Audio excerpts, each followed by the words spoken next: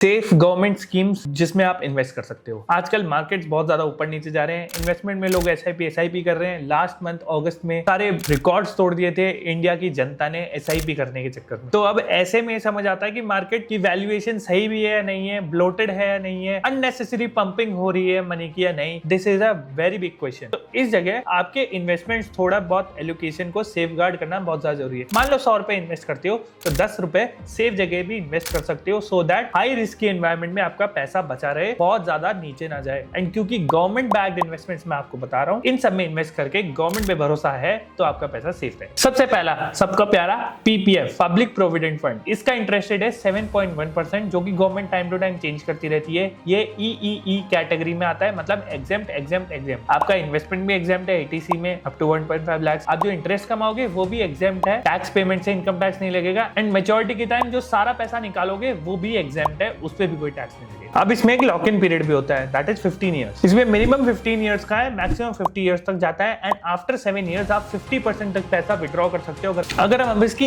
Investment returns की बात करें तो ये इन्वेस्टमेंट रिटर्न्स 11% तक की इक्विवेलेंट है अगर आप म्यूचुअल फंड से कंपेयर करोगे। एंड आप हाईएस्ट टैक्स स्लैब में अगर आप पीपीएफ में इन्वेस्ट करते हो, it is equivalent to the 11% का म्यूचुअल फंड, जो कि लार्ज कैप म्यूचुअल फंड का हिस्टोरिक रिटर्न्स होता है। तो अगर आप 10,000 रुपीज पर मंथ में इन्वेस्ट करते हो फॉर 30 ईयर्स, तो आपका टोटल इन्वेस्टमेंट आपकी जेब से तो होगा 3.6 लाख। एंड इसमें एक्स्ट्रा एडिशन इंटरेस्ट का हो जाएगा 8.76 लाख। मतलब टोटल इन्वेस्टमेंट कॉर्पस की आपकी वैल्यू हो जाएगी 12.36 लाख। है ना मस्त बात। Second, national saving certificate. ये ईईटी कैटेगरी में आता है, मतलब जो इंटरेस्ट आप विड्रॉ करोगे मेच्योरिटी पे, उसमें आपको टैक्स लगेगा। इसका इंटरेस्ट है 7.7% एंड ये वेरी होता रहता है। ये सेफ इन्वेस्टमेंट है 5 साल के लिए। मैक्सिमम इसकी कोई भी लिमिट नहीं है, आप कितने भी रुपए इसमें डाल सकते हो। इसमें 5 साल का लॉक इन होता है एंड प्री मेच्योर विड्रॉल नहीं होता, जैसे उसमें 50% हो सकता था आफ्टर 6 ईयर्स, तो इसमें वो नहीं हो सकता, हमेशा ध्यान रखना। तो ये माइनर्स के थ्रू भी खुल सकता है, ज्वाइंट अकाउंट भी आप खुलवा सकते हो। फिर थर्ड आता है एनपीएस, नेशनल पेंशन स्कीम। ये एनपीएस की स्कीम अब तो वात्सल्य स्कीम भी आ गई है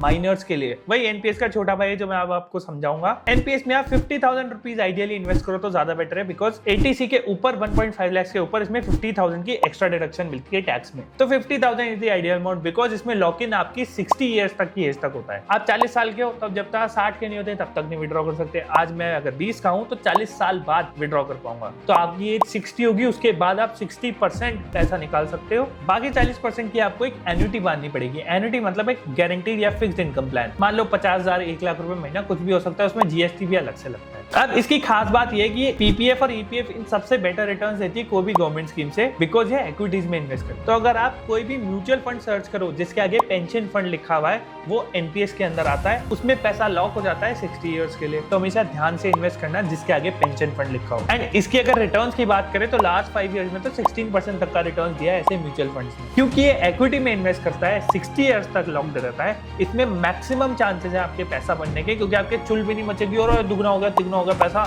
निकालो। अब तो पता नहीं मार्केट कैसा रहेगा। आप 60 साल के होने के बाद ही 60% निकाल सकते हो। तो आपको लमसम मिल गया रिटायरमेंट का पैसा, फिर 40% का आपका पर मंथ का पेंशन बन गई। ये बढ़िया स्कीम है अगर आप 50,000 तक ही इन्वेस्ट करते हो। फिर फोर्थ आता है सोवरिन गोल्ड बॉन्ड। ये अभी कुछ साल पहले ही नया स्टार्ट हुआ था आरबीआई के थ्रू। एंड गोल्ड बॉन्ड पे ड्यूटी भी कम हुई थी 9% तक। उस चक्कर में 9% भी गिर गया था गोल्ड। एसजीबी की मेच्योरिटी डेट आ गई थी, तो निर्दया जी। इसमें इन्वेस्टमेंट का सीधा सा सिंपल है, आप डायरेक्ट गोल्ड के बजाय डिजिटल गोल्ड खरीदते हो। आप गोल्ड में इन्वेस्टमेंट करते हो, आपको कुछ यूनिट दिए जाते हैं। एंड गोल्ड जैसे जैसे बढ़ता है आपको यूनिट की वैल्यू बढ़ती जाती है, एक अगर गोल्ड का एप्रिसिएशन होता है। दूसरा, इसमें 2.5% इंटरेस्ट होता है। तो जितना भी आप इन्वेस्टमेंट करते हो हर साल का आपका 2.5% का एनुअल इंक्रीमेंट होता रहता है इंटरेस्ट के फॉर्म में। ये कैटेगरी ईईटी में आती है, मतलब जो इंटरेस्ट का पैसा आप लास्ट में मेच्योरिटी पे निकालते हो उस पे आपका टैक्स लगता है टैक्स स्लैब के हिसाब से। एंड इसकी 3 मेच्योरिटी लेवल होती है, 5 years, 8 years and 11 years. 8 years is the ideal. Pre mature withdrawal करने के 5 साल के बाद ही कर सकते हो एंड 11 साल तक एक्सटेंड कर सकते हो। This is a good way if you want to invest in gold, but physical gold में नहीं करना, मेकिंग चार्जेस जीएसटी बचाने। तो एचजीबीज इज अ गुड वे। इसमें 2.5% पर मंथ का इंटरेस्ट लगता है जो एवरी 6 मंथ्स पे आउट होता है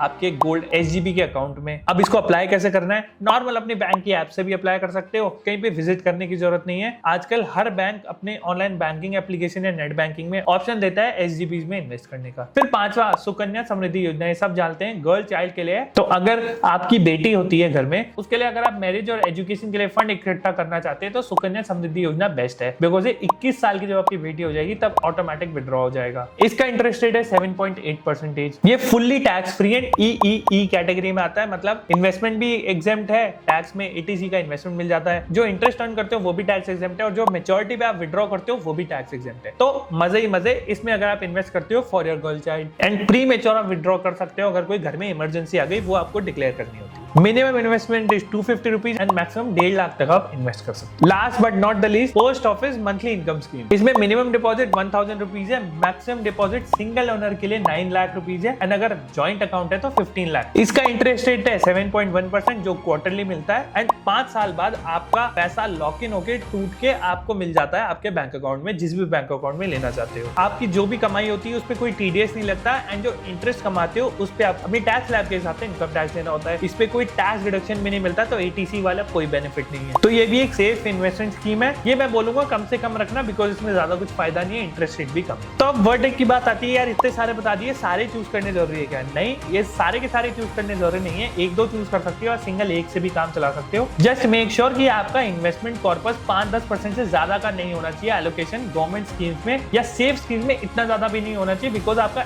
इन्फ्लेशन बीट नहीं होगा। तो ये आपको एलोकेशन अपने हिसाब से करनी पड़ेगी, कितना आपका रिस्क एलोकेशन है, कितना आप सेफ खेलना चाहते हैं। So that's all for the video. Hope you liked it. Comment अपना फीडबैक बताएं. I will see you soon.